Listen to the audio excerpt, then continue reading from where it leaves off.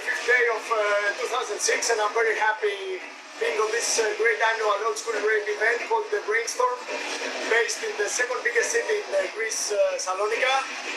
This year's lineup was great, featuring local DJs like Mike Veros, John Balavanis, Motive Breaks, and the special guest from the UK, the mastermind behind the huge 90s anthem called Sweet Harmony, one of the most established and well-known suspects in the old school rave scene, the man like Eamon Downes from Liquid. Hi, how are you? Hello Eamon. It's nice to see you again, how are you? All fine, mate. Good. You enjoyed it tonight? It was great. Fantastic. It's always good in Greece, but tonight it was very special. It was like really good atmosphere, it was nice to intimate, it was good. Nice one. You know, the crowd that always loves it here, Greece. I've always loved coming to Greece as well.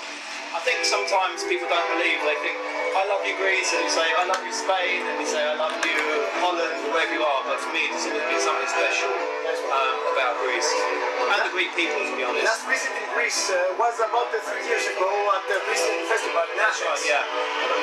And you haven't been here in Salonika for about 20 years, since 1995, if I remember correctly. With Baby D, I think. Exactly. Yeah. Can you remember that gig of 1995? Is it possible? I remember it being good. Between 93 and 95, I don't remember very much. That was kind of my most indulgent period. But yeah, I just remember it being that we played here, we played in Athens, and both gigs were amazing. I came to Greece quite a lot that year actually, and played some small islands as well. So yeah, it was really good. And Bios in Athens was really cool as well. A couple of years before Blisket with Mark Archer. Give me now a good pass to ask you that, of course guys, in 2010 that massive gig in Bios in Athens was a great chance of Eamon Downes forming alongside Mark Archer Liquidate. Do you have any specific forthcoming plans of releases, more releases of Liquidate or any solo stuff of Liquid? Liquidate probably not, because it fell toward, we only did a few tracks, but we didn't want it to be too gimmicky, and it felt like it became quite gimmicky. And also since, because Alternate are back together, well, they're back playing live, they're not necessarily back together, but they're back playing live. It feels it's moved on, but I think we're going to do some tracks together, but more of a late 80s, early 90s techno feel, but not retro. So less kind of big anthems, less big pianos, more. I wouldn't say we're going to try and emulate Sis 21, but that kind of style, so more laid back. Sounds good. Yeah. Actually, to be honest, I had seen a status on your Facebook page about Big Big Studio again some months ago. Yeah. You know, and all this kind of progress. That's why I'm asking mostly. I've been working on a lot of other stuff as well. I mean, I've always been heavily into drum and reggae. I did a reggae album with an MC called Spider, who is in the drum and bass scene. He's very well known. He did a track called Tarantula, and we did a reggae album. And I've got some other reggae stuff I'm doing. It's not strictly reggae. It's still very electronic. And then I've got some kind of great new house tracks I'm working on, and doing a little bit more music, I guess, that is much more what for me than just thinking that we're having less of a kind of club mentality to it. We are still on the live section and all this kind of stuff, all the similar stuff, let's say. What is your most memorable Liquid experience all over these years? It's a good thought, I know. That's a good question. I would probably say, outside of Greece, playing in America in '95, there's still, I mean, it's amazing how there is a big scene there now, but there was no scene whatsoever there. It was so underground. And we played a club in Orlando called Firestones, and but DJ Icy was a regular, and it was just unbelievable. So we went on at 6 a.m. in the morning, and it was just crazy. It was the whole crazy 2 weeks. We did like a small tour of the States, and that was really memorable. And then even this year, played a festival, and there was a stage festival, which was a lot of music and lights, and we played, Baby was there, a rap pack. It was really, really good, really good. It was from the early afternoon, the stage was completely full, and the atmosphere was fantastic.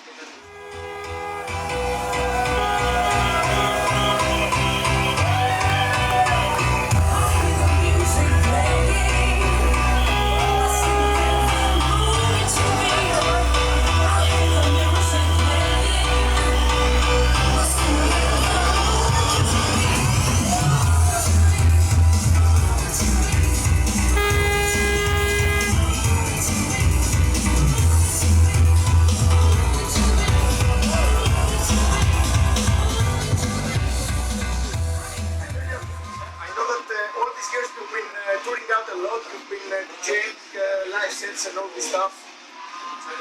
One good question to the legendary Moldones and Liquid, for myself, is you think that at present Old School is alive?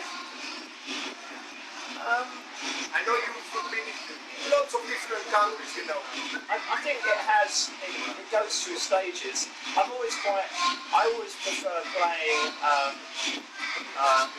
I mean tonight's good because there's one thing the only thing I'm a little bit wary of is where people focus too much on the past. So it's kind of trying to recreate something that's gone.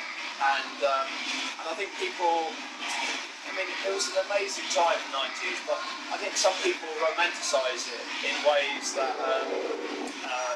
because they weren't there, the way that I probably do 70s and 80s. Because it was 90% of it was fantastic, but as the racing really started to break, there were kind of like problems as well. And I think also my lifestyle was really, really difficult to maintain, living a normal life and living the way I was. And so I think kind of going off the point, it's not really about whether the scene's alive, but I guess it's much, much more enjoyable now because I'm a lot more present for it. And to be honest, I don't really worry about is the scene alive, is it not. The best thing for me is, and I've been talking to George a lot about it over the last days, having a family means that's having a little girl, that's my priority. And it's great, and I love doing this, but I don't kind of worry about is the scene peaking, is it dying. And also, I mean, in the 90s, I try and not be a person that has regrets, but I look back because obviously the first two Liquid EPs, and it kind of doesn't get mentioned that much. Shane, who was part of the group for the first couple of EPs, and I do sometimes wonder what would have happened if we had stayed together. And what kind of direction we would have taken. But what happened at the time is, I guess we were both working, we were both in London, but a very, very small part of London in terms of it had a very local community. Centre of the racing, the centre of acid house really, as well as West London and elements of South London. And when you get successful, there's a lot of pressures, external pressures, and people get involved. And I guess I kind of, it would be, if I could go back in time, I'd like to think, what would happen if we'd done 5 or 6 or 7 EPs? Give me again one good pass about Shane. Actually, for those who don't know about it, you know, the story so far of Liquid. Liquid were formed by 2 people, Shane and Timor. Few quick info about how you met Shane and actually how you picked the project name of Liquid. I was working in a record shop, he was a customer, and the good thing about Shane, he had his own special taste in music. So if a track was big and he didn't like it, he wouldn't buy it. He had his own style at a time where, even now, not many. I always respect DJs that have their own style and they don't deviate from that style according to fashion. And he always had that. And so we used to talk.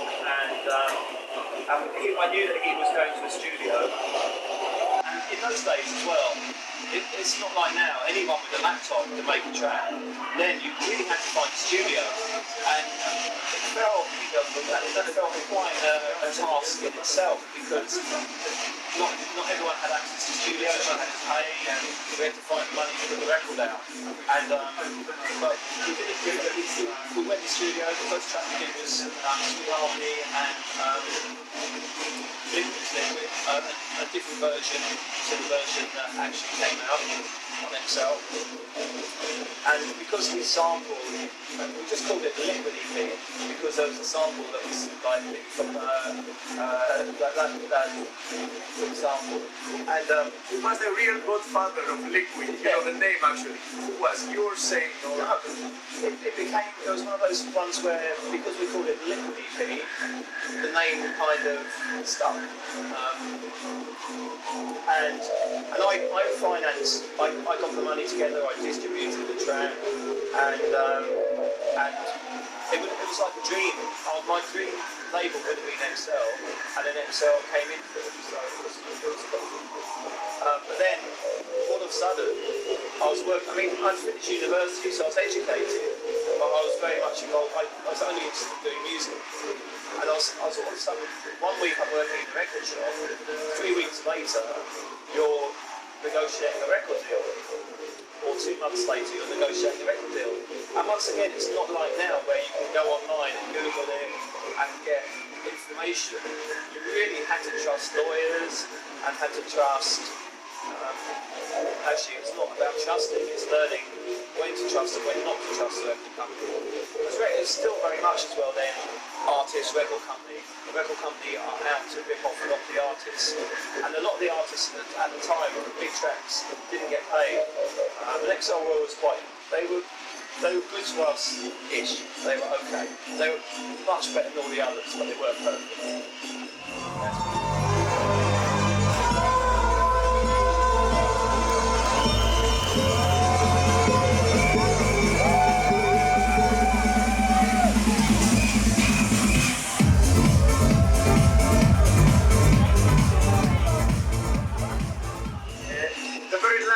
Now, I know that most people want me to ask something about the huge anthem of Sweet Harmony. So I'd like to ask Eamon Dons about name it please, quickly, what's coming on your mind about few words for Sweet Harmony. Quick words, you know, about what does it mean inside you, this anthem. God, what a big question. It's a really, really good question. It's a really good question because in some ways, to many people, it defines everything that I do. And yet, it's kind of, well, at the time, it was obviously incredible. But I guess I've moved on a lot. I don't really define myself by the track. It's just one of the many things I've done. But with a huge sense of pride and I guess a sense of achievement, but without sitting there, kind of sitting on the beach going, I think it's a great track. It's just more having the kind of humility, I guess, to say it's been. When I was working in the record shop, I would have dreamed of the opportunities that have come my way, and I just learned not to take it for granted for one, but also not to kind of stay in the past and try and always keep moving forward. But still. But not have that kind of sense of musical snobbery, of not playing old tracks or not wanting to be associated with old tracks, because that scene was groundbreaking. But at the time, you would never think that scene was going to even be around in 2 years, let alone 20 years, because it just wasn't. It was very, very underground. Mixmag and the whole mainstream press didn't support it. They were much more into house, they were much more into much more of the kind of club scene rather than the clubs that we were going to. And it's just incredible. That's what lasted. That and acid house and classic house. But most of the 90s house scene has kind of gone to history and has not really ever kind of referenced as being as as influential as rave music, and I guess because there was a generation that was 16 to 20 that were buying it, and their younger brothers and sisters that were listening to the music that their elder brothers and sisters were buying, and they're the people that are tuning in continuously. But I say all that, I don't ever really sit and analyse it. I just kind of, you ask me a question, that's what comes to mind. And you could ask me tomorrow, and I'll give you a complete. Why is it this? That's why it's a bit. What can I say? I would like to thank you a lot for this interview, for this amazing set tonight, live set. After 20 years, Liquid again live in Salonika, Brainstorm 2016 was a blast, total blast really. Massive respect, everyone. And thank you. Happy New Year to you and your family, all the best. And to you and everyone in Greece, and thank you to everyone for One last request. Any closing message in Greek to the Greek crew? You know what, the amount of times I've been here, I'm not your usual English person, okay, because I can speak Italian, so I can speak 2 languages. But all I know is Aperisto, Paragolo.